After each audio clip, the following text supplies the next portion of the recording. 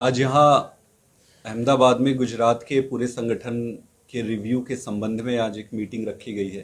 इस मीटिंग में हमारे सारे विधानसभा चुनाव लड़े हुए कैंडिडेट्स और संगठन के सारे प्रमुख पदाधिकारी आएंगे और संगठन के रिव्यू के साथ साथ एक चीज़ की घोषणा और करनी थी कि 7 जनवरी को गुजरात आएंगे हमारे नेता माननीय अरविंद केजरीवाल जी और साथ में आएंगे माननीय भगवंत मान जी।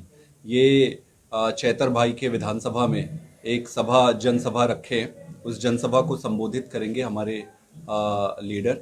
और इस सभा का प्रमुख उद्देश्य यही था कि वहाँ की जनता, वहाँ के वॉलंटियर और कार्यकर्ता काफ़ी कांटेक्ट कर रहे थे। जिस तरीके से चैतर भाई को इन्होंने गिरफ्तार किया है उसके बाद, तो वहाँ के वॉलंटियर के मांग के हिसाब से और उनसे बात करने के लिए, उनका मनोबल बढ़ाने के लिए पार्टी ने वहाँ पर एक सभा रखी है। ये 7 जनवरी को है।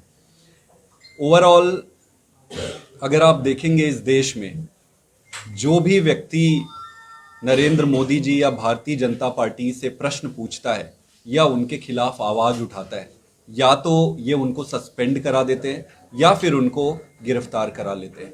अब ये परिस्थिति पूरे देश में चारों तरफ है और ये परिस्थिति इस बुरी तरफ फैलते जा रही है कि देश में प्रजातंत्र को ऐसा लगता है कि भारतीय जनता पार्टी लगता है कि प्रजातंत्र को ही पूरी तरीके से खत्म कर देगी। चैतर वसावा का आप उदाहरण ले सकते हैं। चैतर वसावा जी अपने क्षेत्र के बहुत जनमानस में बहुत ही प्रिय नेता है, लोग उन्हें प्यार करते हैं, उनका काफ़ी नाम है। और भारतीय जनता पार्टी को लगता है कि चैतर वसावा जी आने वाले समय में लोकसभा चुनाव में चैतर वसावा जी उनके लिए बड़े समस्या का कारण बन सकते हैं। तो किसी भी तरीके से चैतर को या फंसाओ या हटाओ, जो मर्जी करो, बस चैतर को चुनाव के राजनीति की रणनीति से हटा दो। तो भाजपा की जो ये रणनीति है कि या तो वो किसी को खरीदने की कोशिश करते हैं, अगर किसी को खरीद नहीं पाते हैं तो फिर वो किसी भी दूसरे तरीके से षड्यंत्र करके उसको रास्ते से हटाने की कोशिश करते हैं। और ऐसे ही चुनाव लड़ने की उनकी पूरी प्रक्रिया है। ये उनके कैंपेन का हिस्सा बन गया है। गुजरात में भारतीय जनता पार्टी की फिर से सरकार बनी थी। विधानसभा में जनता ने भारी बहुमत से भाजपा को फिर से लाया। लेकिन अगर आप देखेंगे कि सारी वही समस्याएं, बेरोजगारी की समस्या अभी भी जस की तस है, किसानों की परिस्थिति में कोई बदलाव हुआ नहीं, जस का तस है। अभी ड्रग्स के बारे में कुछ मैं खबरें पढ़ रहा था। ड्रग्स, पंजाब पुलिस और गुजरात पुलिस ने गुजरात में कई सारे ड्रग्स के कारखाने पकड़े जहां से ड्रग्स बनते हैं। आप गुजरात में जो पोर्ट है वहां पे इतनी भारी संख्या में ड्रग्स पकड़े जा रहे हैं। ये कोई राजनीतिक मुद्दा नहीं है।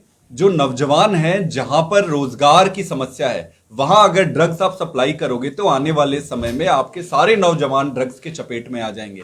किसी भी प्रकार की आप समस्या ले लो जिससे गुजरात जूझ रहा है, क्या भाजपा की सरकार जीतने के बाद एक भी समस्या पे काम की है? इसका उत्तर जनता के सामने है। इन्हें ना कोई काम करना है, ना इन्हें किसी काम से मतलब है। इन्हें सिर्फ चुनाव जीतना है। अगर ये चुनाव जीत गए तो बहुत अच्छी बात। अगर ये चुनाव नहीं जीत पाए तो फिर किसी शाम दाम दंड भेद करके जीते हुए व्यक्ति को तोड़ के अपने पे शामिल करो, लेकिन एक छत्र शासन चलना चाहिए। प्रजातंत्र गया भाड़ में।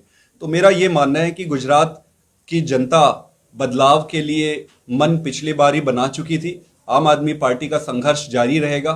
चुनाव जीतना, चुनाव हारना, ये संघर्ष का हिस्सा है। प्रमुख मुद्दा यह है, प्रमुख बात यह है कि आम आदमी पार्टी जनता के मुद्दे को लेकर लड़ते रहेगी। चेतन वसावा जी को क्या लोकसभा में टिकट मिलेगी या पार्टी उनके ऊपर क्या सोच रही है? देखिए, अभी आपको पता ही होगा कि इंडिया अलायंस के हिस्सेदारी है आम आदमी पार्टी, उसकी घटक दल है। तो टिकट से संबंधित कोई भी घोषणा निश्चित रूप से घटक दलों के साथ मीटिंग करके आधिकारिक तौर से तभी वो कर सकती है। लेकिन मुझे यहाँ आने पर पता चला और जो वहाँ की जनता से बात करके पता चला है कि वो बहुत ज़्यादा फेमस है। आज अगर वो चुनाव लड़ते हैं वहाँ पे तो भारतीय जनता पार्टी की पहली सीट गिरेगी, हारेगी तो वो वहीं से शुरू होगी। पाटिल जी, आप जिस तरह से बोल रहे हैं, रणनीति जिस तरह से आपकी पार्टी बनी आ रही है, लेकिन कहीं ना कहीं कांग्रेस आपके यहाँ से छोड़ के सब कांग्रेस में ज्वाइन कर रहे हैं, वो उस पर आप किस तरह से लगता है? मुझे नहीं लगता ऐसा कुछ है। लेकिन आप ये देखेंगे कि आम आदमी पार्टी इतने कम समय में नेशनल पार्टी बनी है। इतने कम समय में नेशनल पार्टी बनने के बाद आप देखेंगे दूसरे राज्यों में भी जिस तरीके से संगठन का विस्तार हुआ है। संगठन को बनाना, संगठन का विस्तार करना, जब संगठन मजबूत होती है तभी आपको राजनीतिक परिणाम आते हैं। और हमारा ये मानना है कि आम आदमी पार्टी दिन दुनी और रात चौगनी बढ़ रही है। आप बाकी किसी भी स्टेट्स में जाकर देख सकते हैं। गुजरात में भी जो परिणाम आए, उस परिणाम में अगर आप सीटों की संख्या के हिसाब से देखेंगे तो आपको कुछ और लगेगा, लेकिन अगर आप देखेंगे कि 40-41 लाख लोगों ने अपना वोट दिया था और जिस तरीके से ये वोट दिए हैं, विषम परिस्थिति में आम आदमी पार्टी ने चुनाव लड़ा। आपने देखा होगा कि किस तरीके से कैंडिडेट तक को ये परस्यू कर रहे थे अपने फॉर्म को वापस ले लो करके। वो एक अलग ही चुनाव था, वो आपको पता है। इलेक्शन के बाद में केजरीवाल जी ने एक बार भी गुजरात की मुलाकात नहीं ली है। आएंगे, अभी आ रहे हैं 7 तारीख को। 1 साल हो गए, आपने सूरत में बाकायदा कैंपेन चलाया था कॉर्पोरेशन जीतने पर, विधानसभा में जीतने के बाद में क्यों नहीं किया?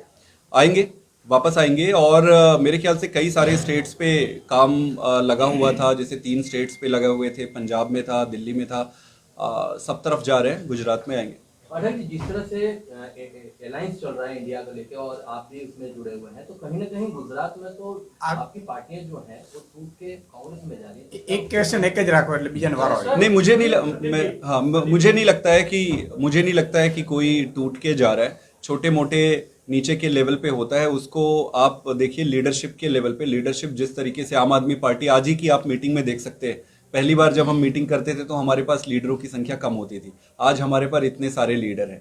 तो जनता का आशीर्वाद और जनता का प्यार निर्धारित करता है पार्टी बढ़ रहा है या घट रहा है। जनता का प्यार अगर आप देखेंगे तो जहां हम खड़े थे वहां से हम जितना भी ऊपर गए हैं वो जनता के प्यार और आशीर्वाद से ही हुआ है। जब केजरीवाल यहाँ पे प्रचार में आते थे तो यही कहते थे कि कांग्रेस को वोट देने का कोई मतलब नहीं है, कांग्रेस के जो भी लीडर जीत के आते हैं वो बीजेपी में जुड़ जाते हैं। आपके लिए लीडर, आप बोलते हैं लीडरशिप खत्म नहीं हुई, लेकिन आपके एक विधायक छूट के चले गए और दूसरे 3-4 विधायकों की बात चल रही कुंडल के पास है। 2 लोगों ने सामने आके खुल के बोल दिया, अभी तक एक जो विधायक है वो सामने आके नहीं बोल रहे। तो आपने कहा था कि कांग्रेस को वोट देना is equal to BJP vote देना, तो आपके विधायक छूट के चलेंगे?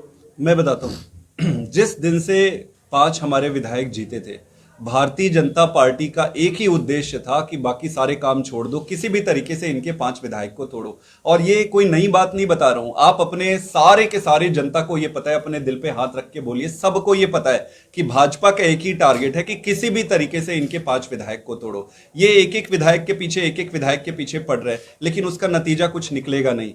अंत पंत में इंपॉर्टेंट जो है, महत्वपूर्ण जो है, जनता होती है। जनता ने वोट दिया है, विसावदर की जनता ने आम आदमी पार्टी को वोट दिया था। फिर से चुनाव होगा, फिर से विसावदर की जनता आम आदमी पार्टी को वोट देगी। और भारतीय जनता पार्टी से मैं ये कहना चाहता हूं कि हर पार्टी को किसी कारण से याद रखा जाता है।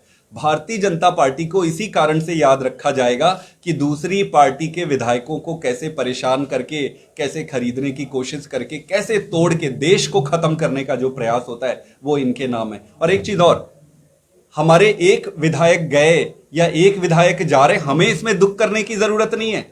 उनको सोचने की जरूरत है, प्रश्न उनसे पूछना चाहिए जो उनको बरगला रहे हैं, जो उनको तोड़ रहे हैं, जो उनको खरीदने की कोशिश कर रहे हैं, और जनता देख रही है।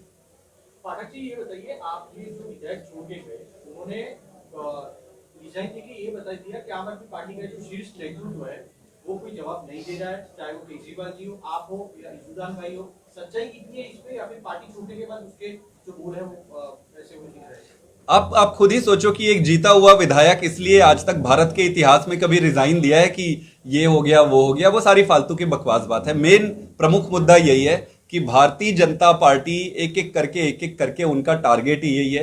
वो अपने टारगेट में पहले भी ये प्रयास किए थे इनको लेकर, और ये एक जगह प्रयास नहीं हो रहे, सारे जगह प्रयास हो रहे हैं। तो भाजपा का 2 तरीका रहता है, एक जब चुनाव होता है तो चुनाव लड़ती है, और चुनाव खत्म होने के बाद दूसरे पार्टियों के विधायकों को तोड़ने की, खरीदने की कोशिश करती है। उनको करने दीजिए, भगवान सारा कुछ देख रहे हैं, जनता देख रही है। अभी जो 4 विधायक बचे आपके पास, वो लोकसभा लड़ने वाले हैं? ये लोकसभा के बारे में सारे घटक दल मिलके इंडिया अलायंस है, उनसे बात करके ही तय करेंगे। मैं इतना ही कह सकता हूं कि जो भी निर्णय करेगी आम आदमी पार्टी पूरी ताकत से और बहुत मजबूती से चुनाव लड़ेगी और अच्छे निर्णय आएंगे। एक सवाल ये है कि यदि आपका ऐलान होता है तो आप कितनी सीटों की डिमांड करने वाले हैं? अब ये तो इंटरनल डिस्कशन का मामला है। मेरा ये मानना है कि वो सबके सामने है कि जिस तरीके से गुजरात की जनता ने आम आदमी पार्टी को जितना प्यार और जितना आशीर्वाद दिया है, निश्चित रूप से वो आधार बनेगा। और जो भी कमेटी बनेगी वो कमेटी उस पर सबको ध्यान में रखकर, सारी बातों को ध्यान में रखकर निर्णय लेगी। और यदि अलायंस नहीं होता तो कितनी सीटों पे आपकी कैंडिडेट की अपनी क्षमता है? नहीं, अलायंस तो हुई है सर, एक पाठक जी, एटलीस्ट अगर अलायंस होने के बाद भी एक्सपेक्टेशन कितनी सीटों पे, यानी आप यहाँ पे आप सोच रहे हैं कि हम अपने उम्मीदवार को खड़े करें?